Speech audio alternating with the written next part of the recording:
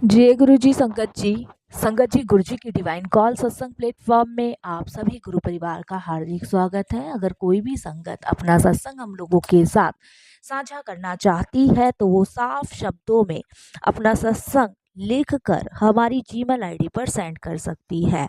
आपके द्वारा सुनाए गए सत्संग से जो गुरु जी की नई जुड़ने वाली संगत है उन्हें गुरु जी के कल्याण महिमा अनुभव के बारे में ज़्यादा से ज़्यादा पता चलेगा।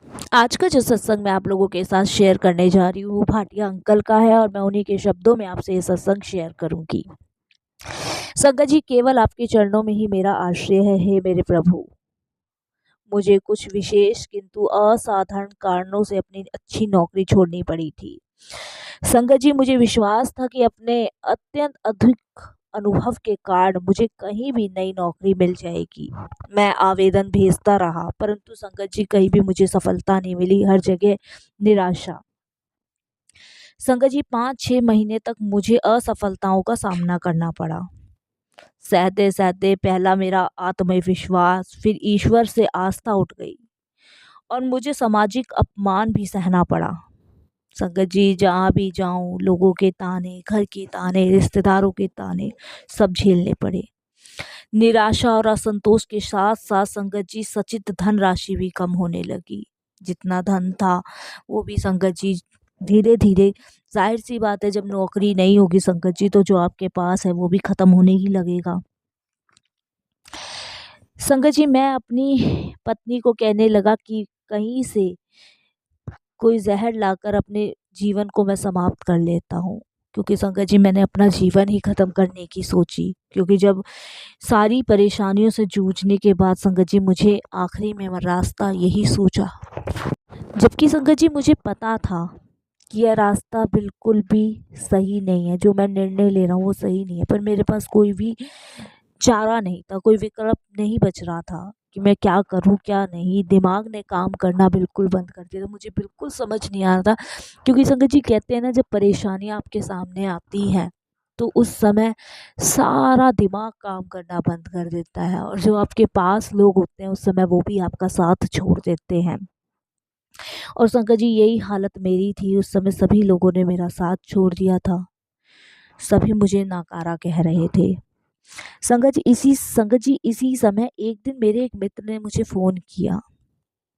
उससे मेरी ऐसी बातचीत चल रही थी, बातचीत करते करते करते संगत जी मैंने उसे अपनी परेशानी बताई।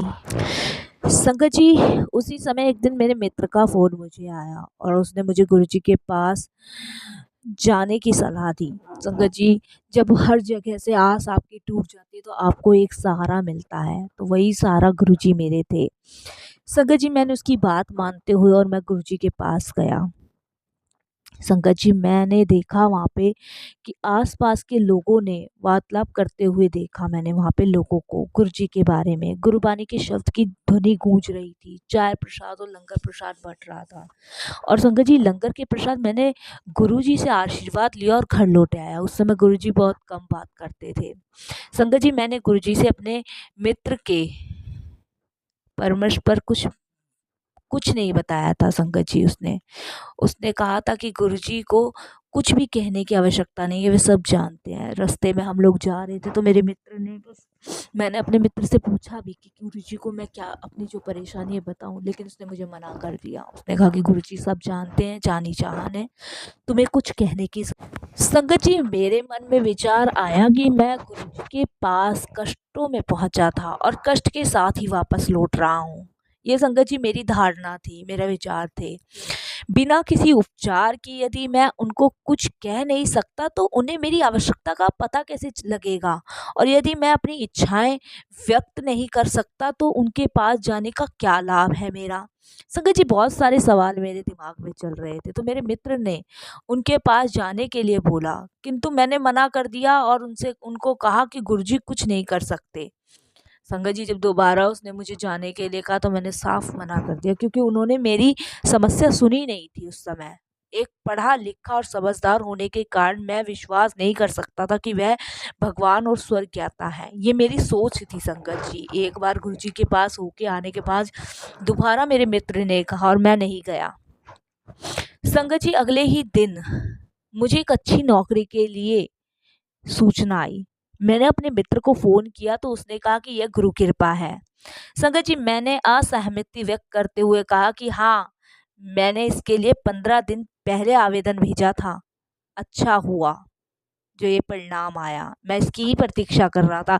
लेकिन संगत जी, मैंने फिर भी अपने अहंकार को आगे रखा, मैंने गुरुजी को आगे नहीं रखा, अपने अहंकार को आगे रखा कि ये नौकरी मेरी सफलता की वजह से मुझे मिली है संगत जी। और मैं अपने दोस्त को कह रहा कि ये तो मैंने 15 दिन पहले भेजा था, मैं इसी का इंतज़ार कर रहा था।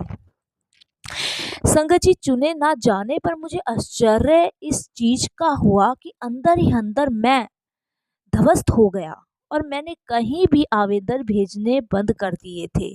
अगले 2 महीने इसी प्रकार निकल गए। संगत जी, मेरी स्थिति अत्यंत निराशाजनक हो गई थी। एक दिन मेरे मित्र ने पुनः फ़ोन किया और गुरुजी के पास जाने का आदेश दिया।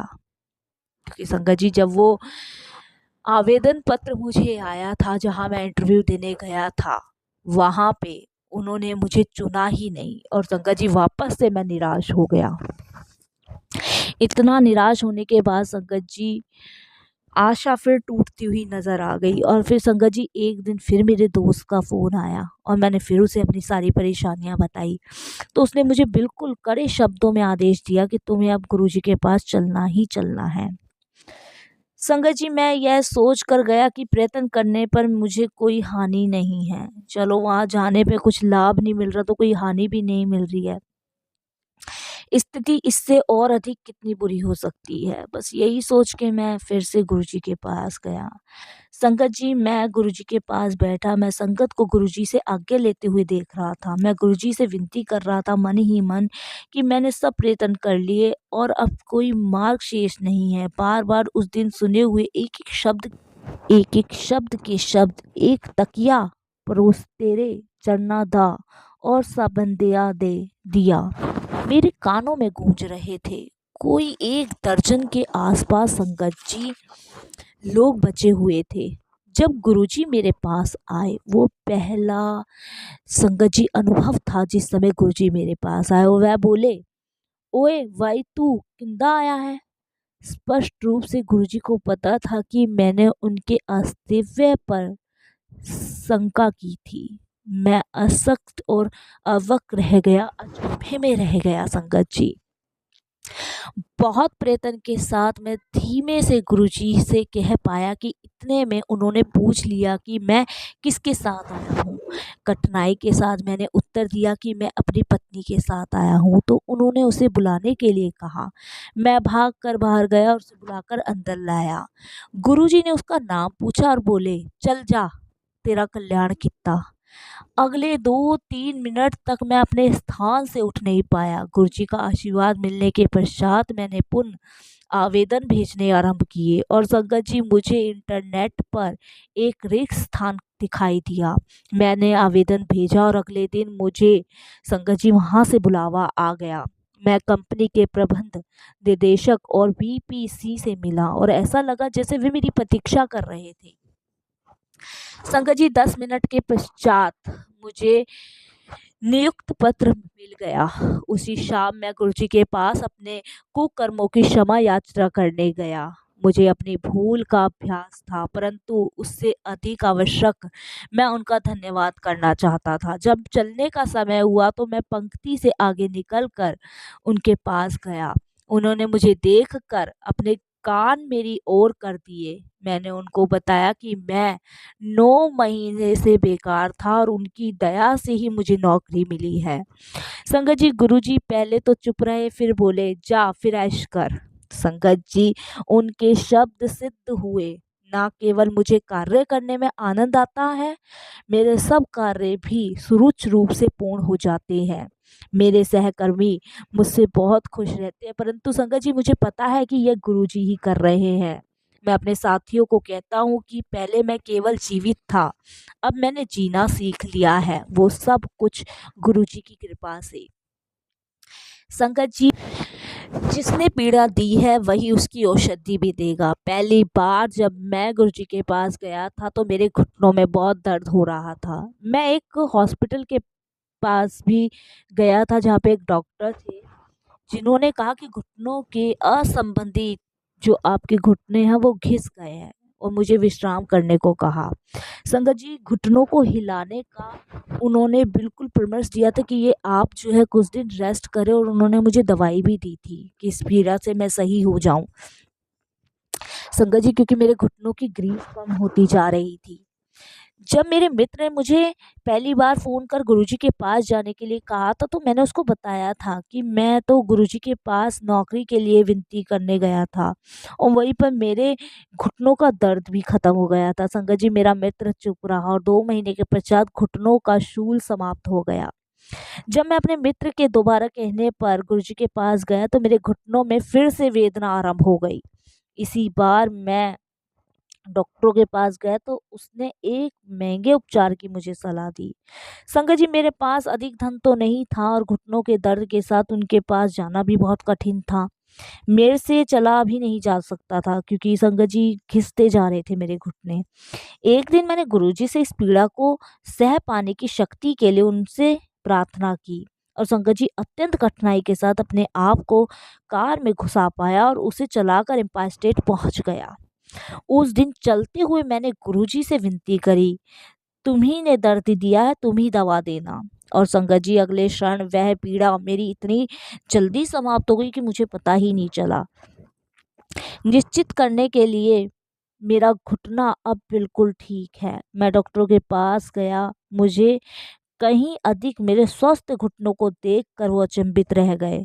उस दिन के पश्चात मैं किसी डॉक्टर के पास नहीं गया संगत जी। और आपको अनुभूति होगी संगत जी कि वह कुछ करने के लिए कह रहे थे, और उस क्रिया को कराते ही कष्ट उसका निवारण हो जाता। लेकिन संगत जी, मैंने कुछ भी नहीं कराया, सिर्फ गुरुजी के आशीर्वाद से ही मेरा घुटना पूर्ण स्वस्थ हो गया। मुझे कोई पीड़ा नहीं है। संगत जी, मैं प्रतिदिन 30 से 35 सिगरेट पीता था। मैं आपको बताता हूँ, ये सबसे गंदी आदत थी मेरे अंदर, और तीव्र अम्लता और उदार समस्या से पीड़ित रहता था। एक दिन सिगरेट पीते हुए मुझे लगा कि गुरुजी सिगरेट बंद करने का आदेश दे रहे हैं। मैंने सिगरेट का वह डिब्बा फेंक दिया। अब मुझे पता है कि गुरुजी ने ऐसा क्यों करवाया। मेरे डॉक्टरों ने बताया था कि ऐसा ना करने से मुझे कैंसर हो सकता था, और रोग का उपचार उसके लक्षण आने से पहले ही हो गया। संगत जी, गुरुजी मेरे मित्र, दोस्त, भाई, बंधु जो भी, सब कुछ गुरुजी के रूप में ही देखता हूँ। संगत जी, वह भक्तों में अनेक प्रिय रूप में प्रकट होते हैं। वह सब भूमिकाएं अत्यंत मनोहर ढंग से निभाते हैं। वह शिव है।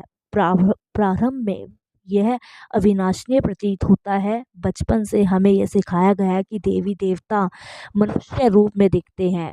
उनके 4 या 8 हाथ होते हैं, और अनेक वाहन, कोई पशु या पक्षी होते हैं, परंतु यह केवल संकेतित चित्रगण है। अतः संगत जी, हमें विश्वास करना अत्यंत कठिन हो जाता है कि हमने इस युग में जन्म लिया है जब शिव इस पृथ्वी पर साक्षात मौजूद हैं। संगत जी, मानव जाति का भला करने स्वयं आए हैं, परंतु संगत जी, हम लोगों के लिए जानना अत्यंत कठिन हो जाता है, और जब हम इस चीज को पहचानते हैं ना संगत जी, तो बहुत देर हो चुकी है। गुरुजी महाशिव के अवतार हैं। उन्होंने अपनी संगत का कल्याण करने हेतु पृथ्वी पर जन्म लिया है। संगत जी, ऐसे गुरु को सत सत मैं प्रणाम करता हूँ, और संगत जी यही अरदास गुरुजी से करता हूँ कि अपनी करुणामयी प्रेम भरी दृष्टि सदैव हम सभी संगतों पर निछावर करते रहे। संगत जी, अगर मैं कुछ कहने योग्य हूँ, या आज जो भी मेरा अस्तित्व है, वो बस और बस गुरुजी की वजह से है। नहीं तो संगत जी, मैं इन 9 महीनों में अपनी पहचान खो चुका था। मैं अपना अस्तित्व खो चुका था। ये सारी चीज़ें जो वापस आई है, सिर्फ और सिर्फ गुरुजी की वजह से आई है। उन्हें पहचानने में मैं मानता हूँ थोड़ी देर मुझे हुई। उनकी आशीर्वाद पे, उनके स्नेह भरे प्रेम में मैंने शंका ज़ाहिर करी, उसके लिए भी मैं गुरुजी से क्षमा याचना मांगता हूँ। बस गुरुजी से यही अरदास करता हूँ कि अपने चरण कमलों से हमेशा जोड़ रहें। जय गुरुजी।